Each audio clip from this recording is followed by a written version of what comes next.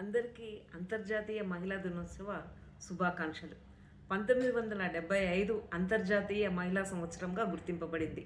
ప్రపంచవ్యాప్తంగా స్త్రీలు సామాజిక, రాజకీయ, ఆర్థిక వెనుకబాటుకు కారణాలను వెతుక్కుంటూ విముక్తికై ఉద్యమానికి రంగం సిద్ధం చేయబడిన సందర్భంగా ప్రపంచమంతా వివిధ రంగాలలో మహిళలు సాధించిన విజయాలను గుర్తు చేసుకోవడం మార్చి 8న అంతర్జాతీయ మహిళా దినోత్సవం జరుపుకుంటున్నాం.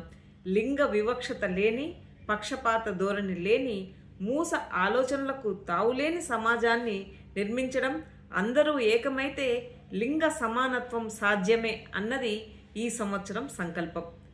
ఆదిలో మాతృస్వామ్య కుటుంబాలు ఉన్నట్లుగా సామాజిక శాస్త్రవేత్తలు గుర్తించారు. తొలినాళ్లలో మాతృస్వామ్య వ్యవస్థలో విరాజిల్లిన మన సంస్కృతిలో స్త్రీలకు అత్యున్నత స్థానం ఇచ్చి గౌరవించారు. తరువాత పితృస్వామ్య వ్యవస్థ అధికారంలోకి వచ్చింది.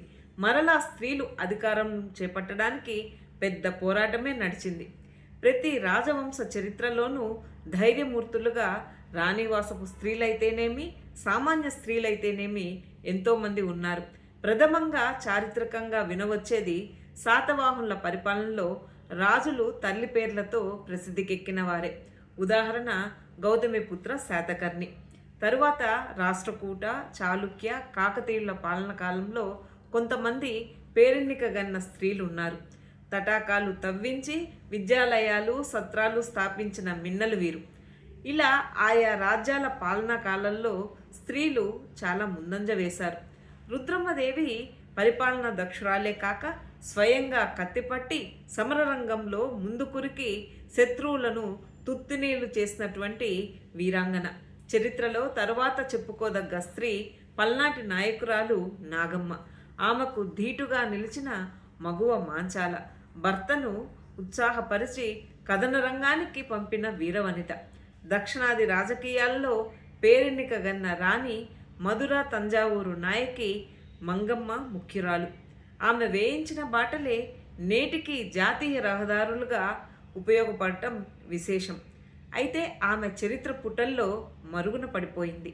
భారత స్వాతంత్ర సంగ్రామంలో ఉత్తరాన ఝాన్సీ లక్ష్మీబాయి లాంటి వారు శత్రువులతో పోరాడి వీరమరణం పొందితే, దక్షిణాన తొలి తెలుగు వీర నాని మణిగా వేలు నాచియార్ బ్రిటిష్ వారితో పోరాడి తిరిగి తన సామ్రాజ్యాన్ని చేజిక్కించుకుంది. అలా నాటి చరిత్రలో పేరెన్నికగన్న స్త్రీమూర్తులు ఎందరో ఉన్నారు. భారత స్వాతంత్రానంతరం ప్రజాస్వామ్యం ఏర్పడ్డాక రాజుల పాలన పోయి మంత్రుల పాలన వచ్చింది. స్త్రీలకు కూడా రాజకీయ రంగంలో కొద్దిగా ప్రాధాన్యత కల్పించారు. ఉదాహరణ ప్రధానమంత్రిగా ఇందిరాగాంధీ, ముఖ్యమంత్రిగా జయలలిత, కేంద్ర మంత్రిగా సుష్మా స్వరాజ్ లాంటి వాళ్ళని మనం పేర్కొనవచ్చు. వారు తమ సత్తాని చాటి చూపారు. దక్షిణాది మొత్తానికి మహిళా మంత్రి నేడు ఒక్కరే కావడం కడు శోచనీయం. ప్రస్తుత తెలుగు రాష్ట్ర ప్రభుత్వాలు కూడా స్త్రీలకు రాజకీయ రంగంలో పెద్దపీటనే వేస్తున్నాయి. ఎమ్మెల్యేలుగా, మంత్రులుగా సమర్థవంతమైన పాలనను మహిళలు నిర్వహించడం విశేషం. కేంద్రంలో స్త్రీలు లోక్సభ, రాజ్యసభ సభ్యురాలుగా రాణిస్తున్నారు. మొత్తం దక్షిణాదికి ప్రాతినిధ్యం వహిస్తున్న లోక్సభ, రాజ్యసభ సభ్యులు 187 మందిలో ఏకైక కేంద్ర ఆర్థిక మంత్రి, మహిళా మంత్రి నిర్మలా సీతారామన్ ఉన్నత స్థానంలో తన ప్రతిభను చాటుతున్నారు. అయితే ఈ దక్షిణాది మొత్తానికి మహిళా మంత్రి ఒక్కరే కావడం కడు శోచనీయమే.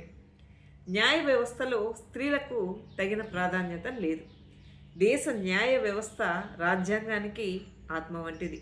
అటువంటి న్యాయ వ్యవస్థలో కూడా స్త్రీలకు సరైన ప్రాధాన్యత లేదు.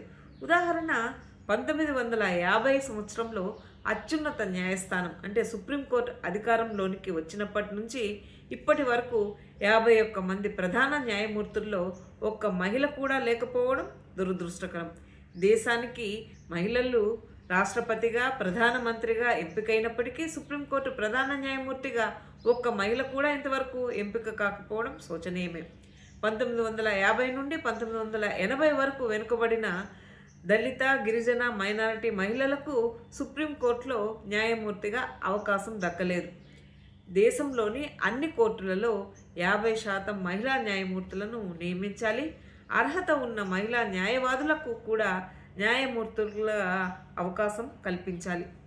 అయితే సాహిత్య రంగంలో కూడా ఈ వెనుకబాటుతనమే మనకు కనిపిస్తుంది. ఇది కూడా అతీతం కాదని మనం చెప్పవచ్చు. ప్రాచీన కాలంలో తెలుగు సాహిత్యంలో ఎన్నో కావ్యాలు రాసి ప్రముఖ స్థానం వహించినటువంటి కవయిత్రులు, ఆధునిక కాలాన సమాజాన్ని ఉత్తేజపరిచినటువంటి రచయిత్రులు ఎంతోమంది ఉన్న సాహిత్య రంగాన వారికి సరైన ప్రాధాన్యత ఇవ్వడం లేదు. అందుకు ఉదాహరణ 1954 సంవత్సరంలో కేంద్ర సాహిత్య అకాడమీ స్థాపించబడింది. ఈ 71 సంవత్సరాలలో ఒక్క మహిళ కూడా దేశీయ స్థాయిలో ఇంతవరకు అధ్యక్షురాలుగా నియమించకపోవడం కడు శోచనీయమే.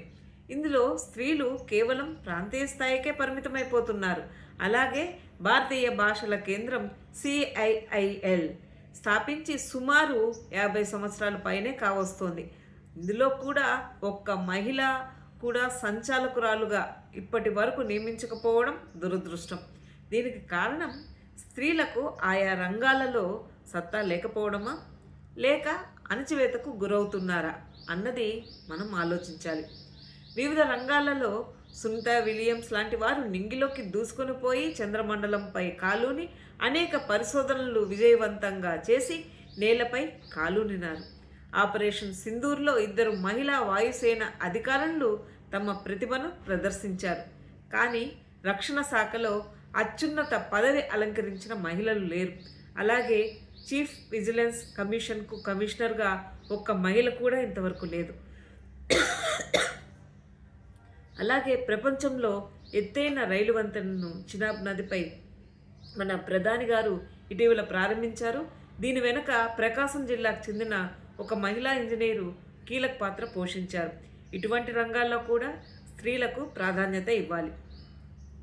ఇలా వివిధ రంగాలలో తమ సత్తా చాటినా కూడా స్త్రీలు సమాజంలో అణచివేతకు, వివక్షతకు గురి అవుతూనే ఉన్నారు. ఆడ మగ మధ్య పోటీ అనేది ఆరోగ్యకరంగా ఉండాలి.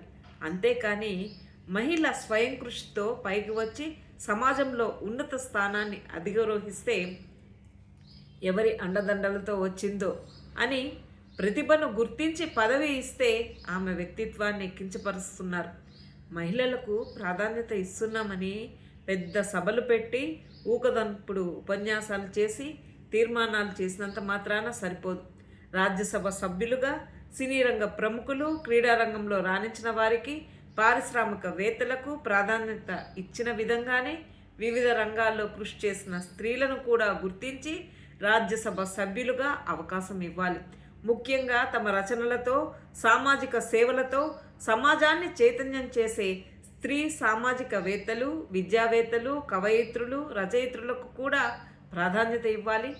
అప్పుడే స్త్రీ సాధికారికత సాధించిన వారం అవుతాము. ధన్యవాదాలు.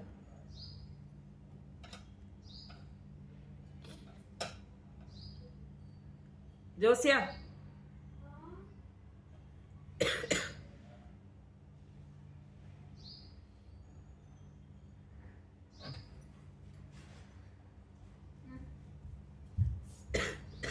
ఒకటి 2 చోట్ల దగ్గు వచ్చింది.